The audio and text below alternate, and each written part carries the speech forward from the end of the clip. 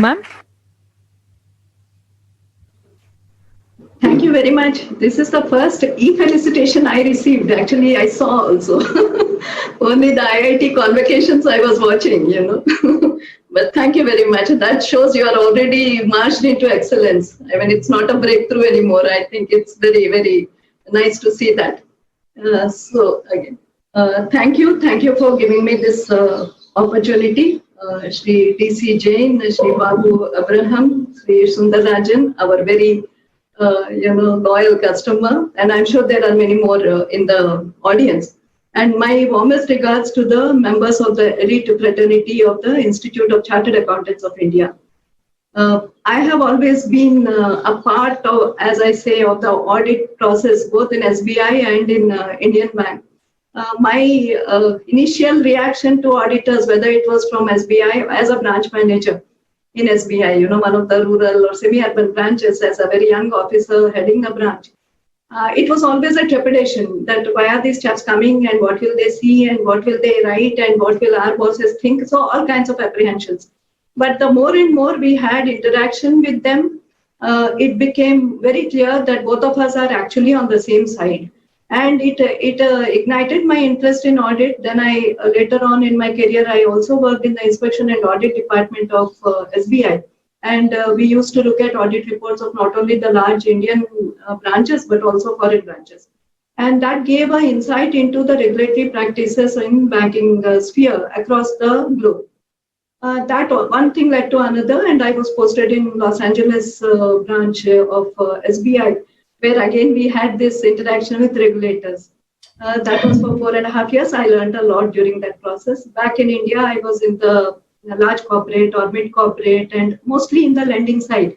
That led to again another posting in the US, which was heading the US operations. And why I'm giving my career graph is because at every stage we had an interaction with auditors and auditors at a higher and higher level. Especially from the corporate accounts group, we almost interacted with the central statutory auditors of SBI.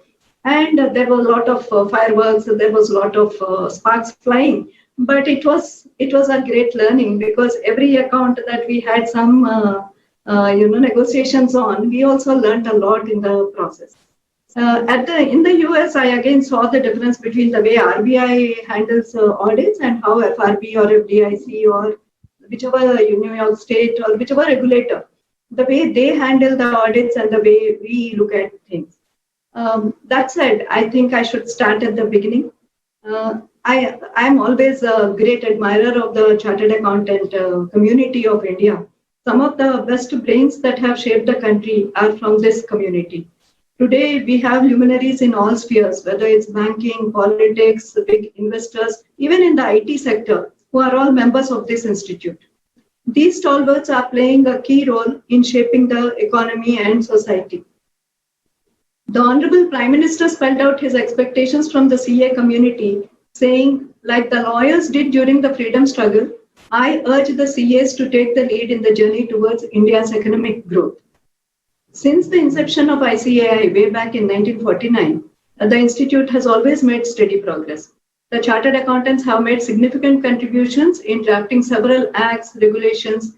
They gave suggestions on the budget fronts. They also talked about allocations and appropriations, encompassing the whole gamut of financial economy. In a fast evolving financial market, the role of CAs also kept on changing rapidly, and it started expanding. Starting from the audit of books in the initial days when the ICAI was founded, the role expanded into so many other areas. They started advising on the capital structure, on taxation, on economic planning, also into complex areas like GST audit or the CAG and the forensic audit, the income tax, global taxation impact, double taxation reliefs, the FEMA advisory, to name a few. Especially, I think in the last few years, the CS role has further expanded into insolvency-related consultancy, share evaluations, mergers and acquisitions, the valuations, and structuring entry strategies for overseas companies or the foreign institutional investors.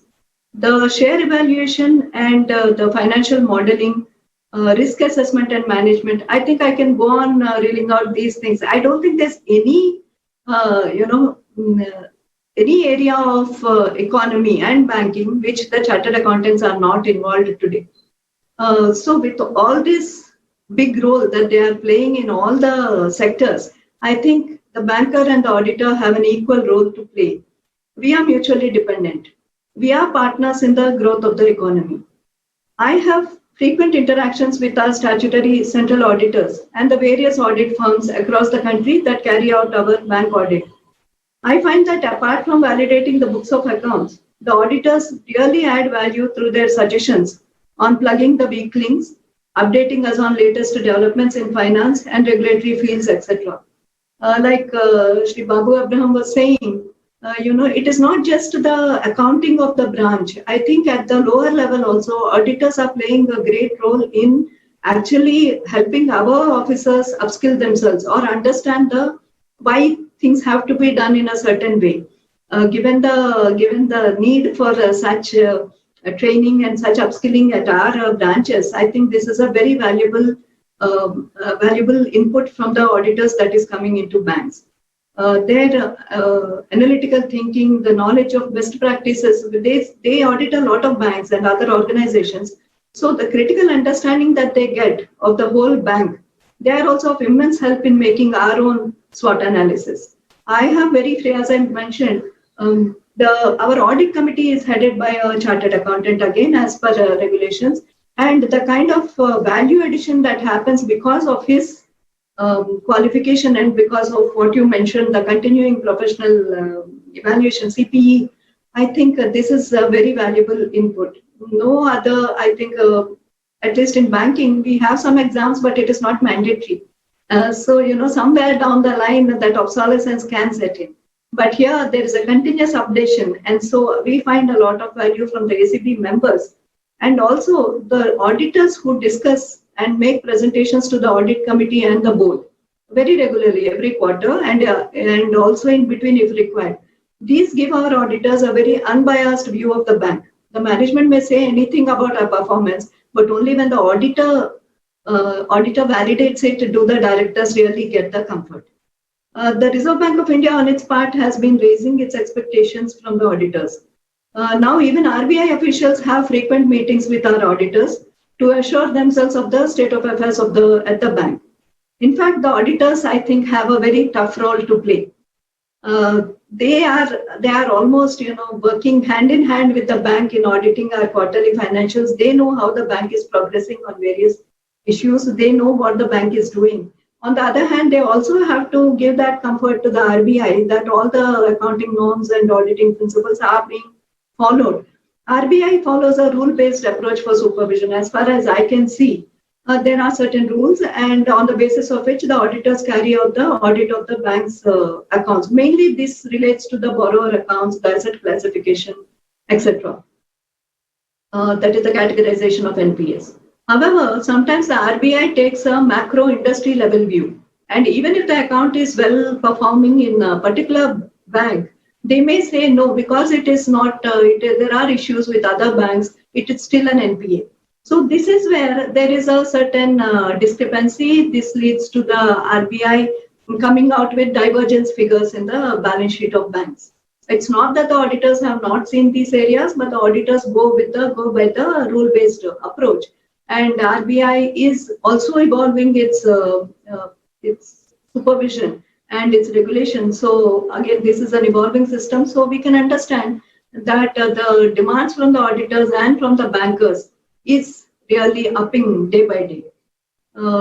Part of it, the RBI can also be working with the benefit of hindsight. Since RBI audit under Section 35 happens almost months after the annual audit of the bank happens at the hands of the statutory auditors. But all this still, I think, is for the greater good of the banking industry and the economy. The understanding of each other's point of view is very important between the auditor, the RBI, and the bank. The RBI, after all, appoints the statutory auditors for the banks. But however, I think the intense focus that is coming from RBI has a history. Is because of what happened in the banking sector in the last few years, especially the last decade, I can say. These last few years have been tumultuous both for the bankers and the auditors, not only in India but also globally.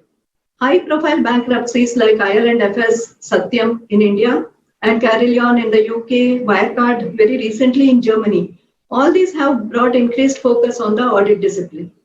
There are many issues with this. I know there is a lot going on in the press and in the media. There are issues like the big four firms are too big, or the undercurrents of conflicts of interest are leading to, these are all making the regulators move on separating the consulting function from the audit function. And these are the news items that are hogging the headlines. But I would today like to focus on the smaller companies and firms, basically the mid-corporates and the MSMEs. It was mentioned that these are the backbone of the Indian economy. These are the most vulnerable sections under the COVID pandemic.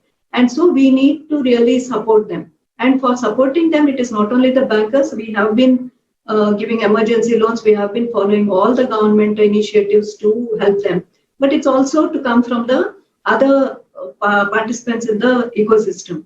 I have seen in my experience in the corporate lending space, I was also head of the largest mid-corporate branch in SBI in Mumbai. And I have seen that many of these firms with turnover running into thousands of crores sometimes, the auditor is totally someone who's totally unknown. It's not a very noted figure.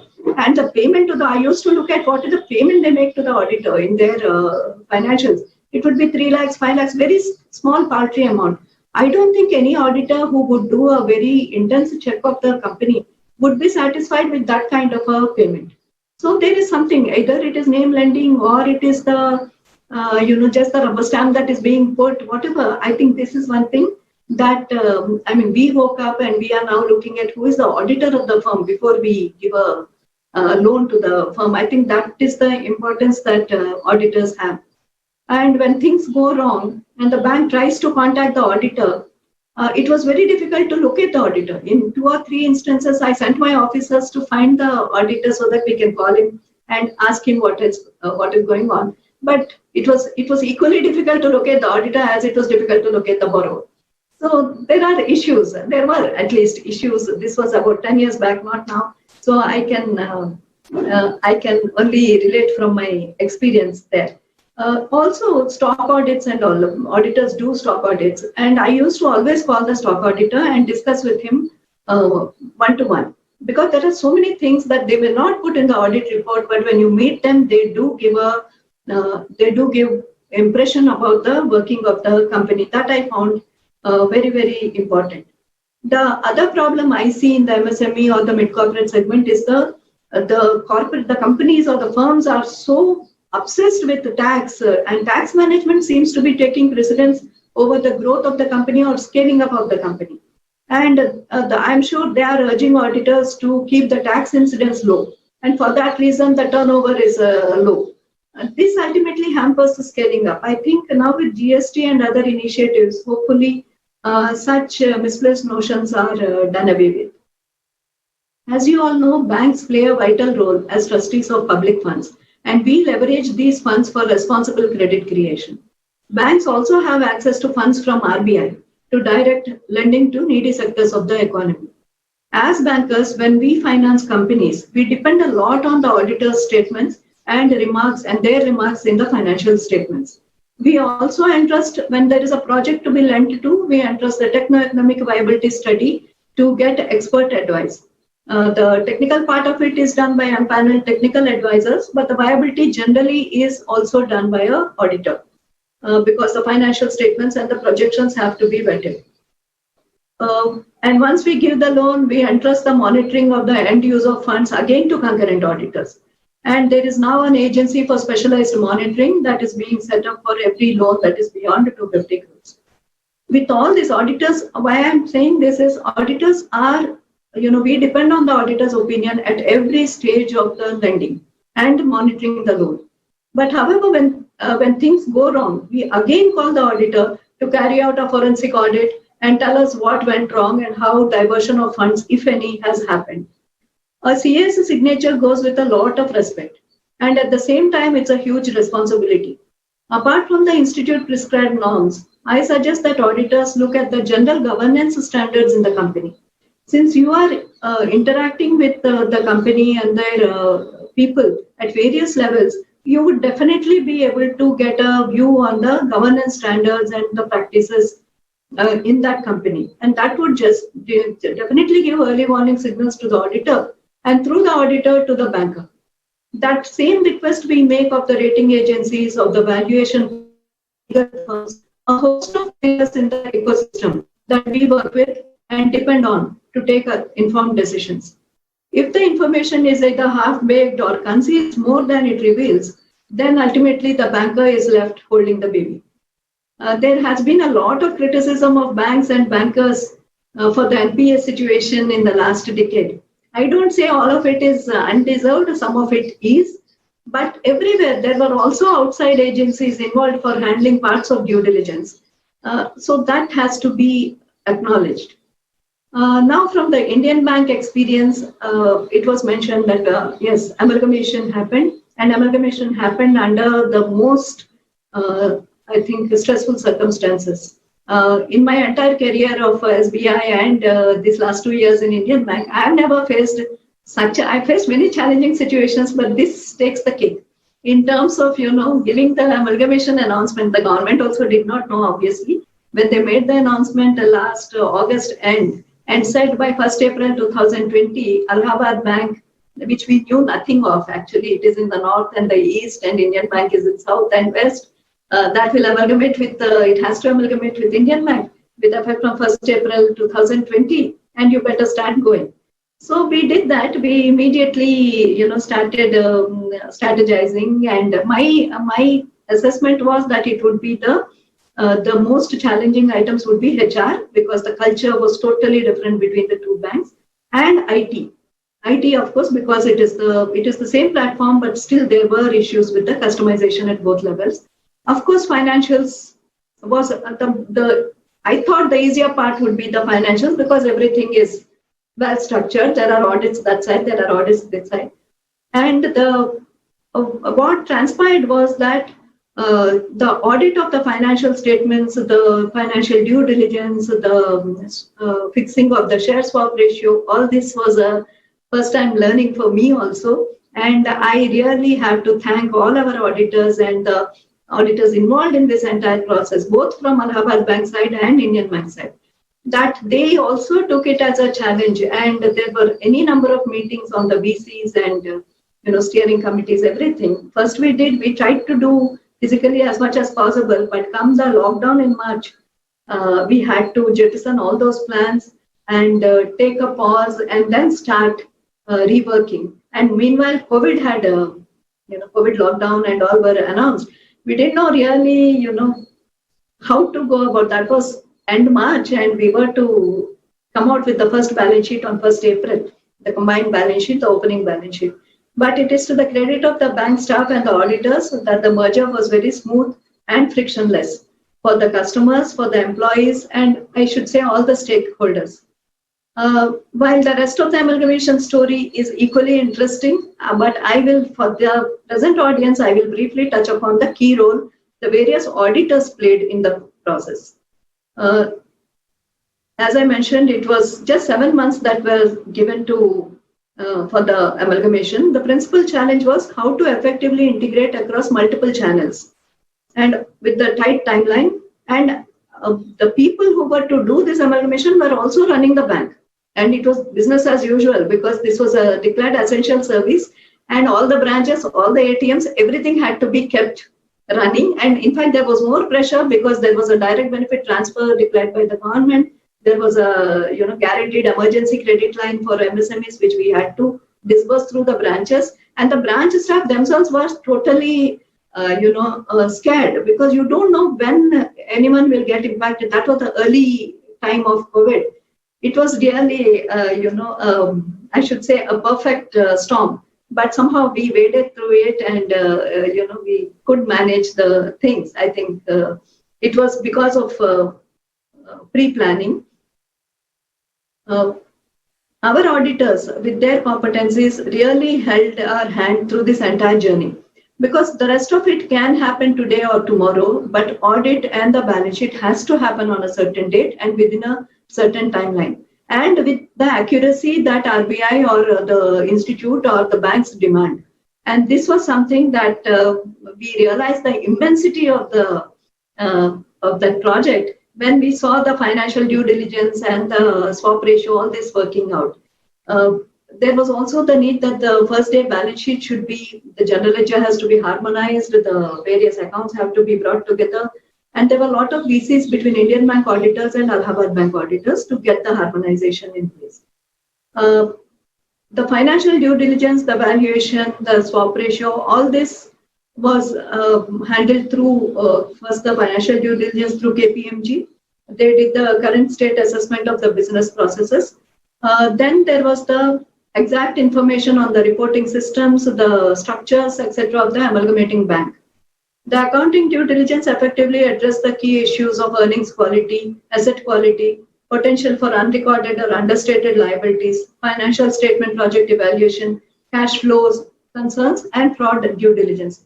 So we were able to get a clear picture on the loan loss methodology of the other bank, the controls, if any, that were missing, the compatibility of the legacy and outsourced systems.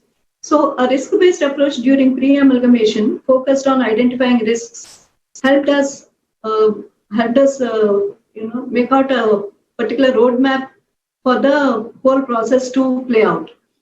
Similarly, control issues and deficiencies that were associated with the bank were addressed during the pre-amalgamation stage itself.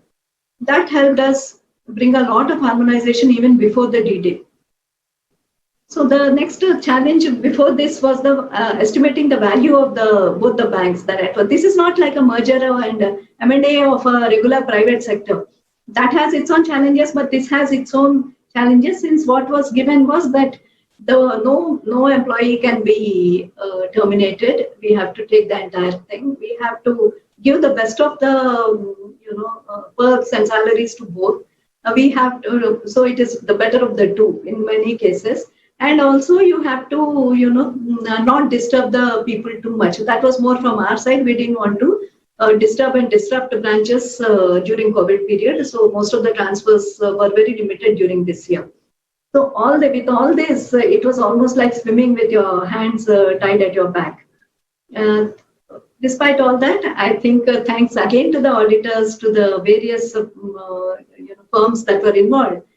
We got through the process. It was the swap ratio, I believe, was arrived at with it was equitable and it was fair and it was reasonable, so it was accepted.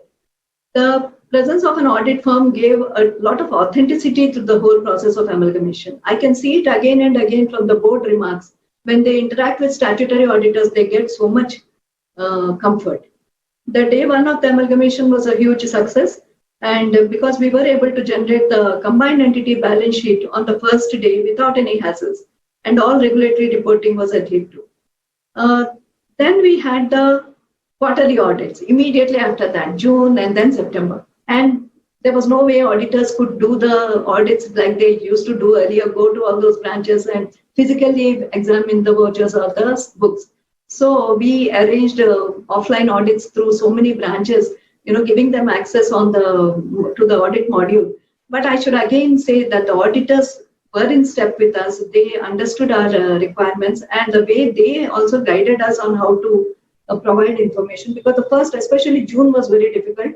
Both the IT integration had not happened, and so both the banks were giving different reports in different formats, and it was the auditor who had to sit and really reconcile both and come out with but we did it in record time. Never did Indian Bank come out with our results within 3 weeks.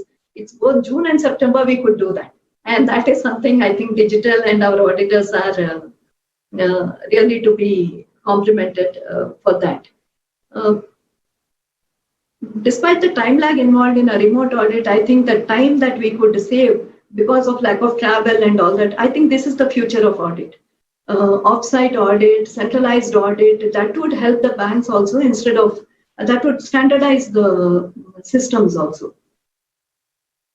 We also now have instituted, at the suggestion of our principal auditor, a kickoff meet with the auditors a month before the quarterly closing. because they come out with a lot of observations in the not only in the long form audit report but also during the quarterly audit. And these things normally remain until the next audit. So we are now having a mid-course review so that the management also understands what are still pending from the bank side. And these expectations from both sides are set realistically. So all of us are on the same page as far as the next quarter audit is concerned. So this, I think, has been the main learning for us from the auditors for the amalgamation. They were true partners in progress. And I thank the entire fraternity for all the culture that has been instituted in the auditors. That, when things, like you said, when the going gets tough, the tough get going.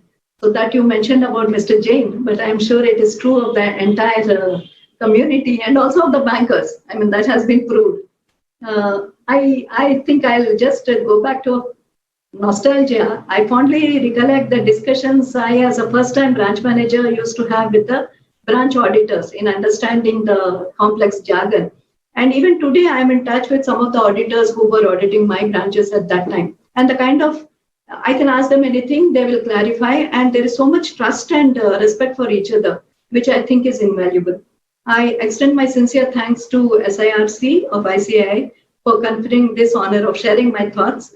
And I have no hesitation in saying that as knowledge partners, all of us working together, we can unleash the financial power of India, and so that it may grow in a responsible and sustainable way.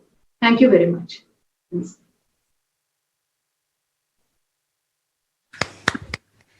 For want of time, we have time for just one question.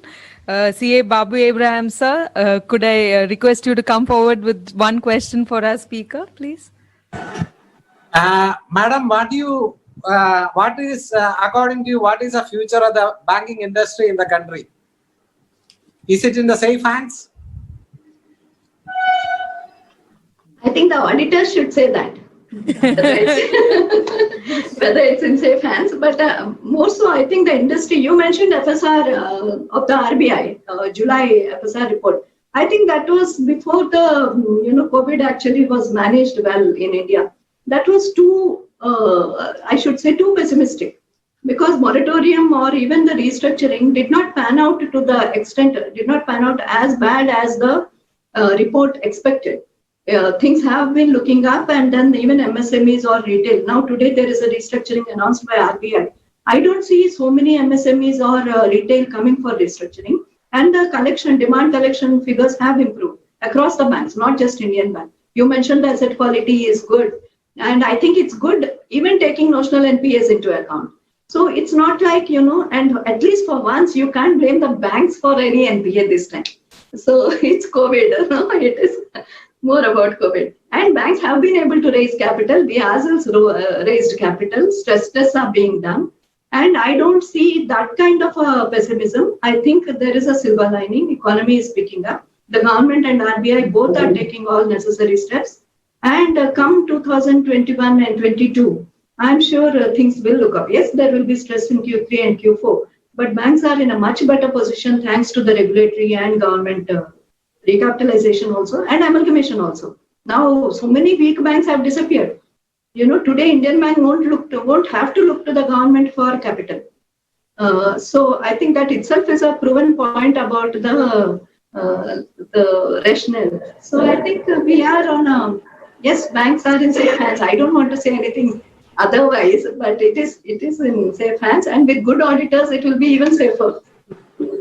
That's a great confidence building response for the stakeholders, especially the depositors across the country. Many of them are with us today. Yeah, ma'am, I would like to supplement what Babu sir said. With the mergers coming and the number of banks going down, is it good or bad, and how good or bad it is? I think it's not just about the number, it is about the quality of the banks and the bandwidth of the regulator and the government also. If the government is to keep on recapitalizing, and all the banks, if you see, previously they had their niche markets, but slowly all the PSBs started looking like each other. I mean, everyone is doing corporate, everyone is doing retail, everyone is doing MSME. So is it for a shareholder like the government, which has maximum shares in all the shareholding, it doesn't really make sense to have the same kind of companies across the country. So some amalgamation so that few bigger banks are there. But that doesn't mean we don't need more banks. I think the country is underpenetrated as far as banking is concerned. We need many more banks, but banks that will be very digitally savvy and also reach the last mile.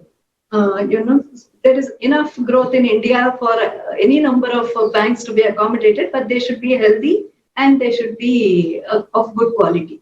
So both make sense. Reducing the amalgamations and opening new banks, both make very good sense.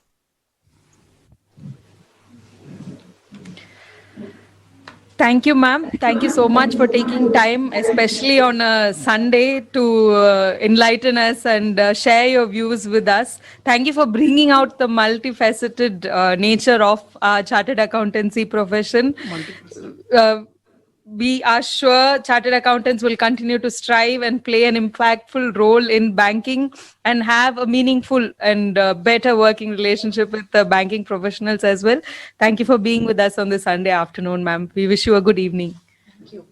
Thank you. Thank you very much.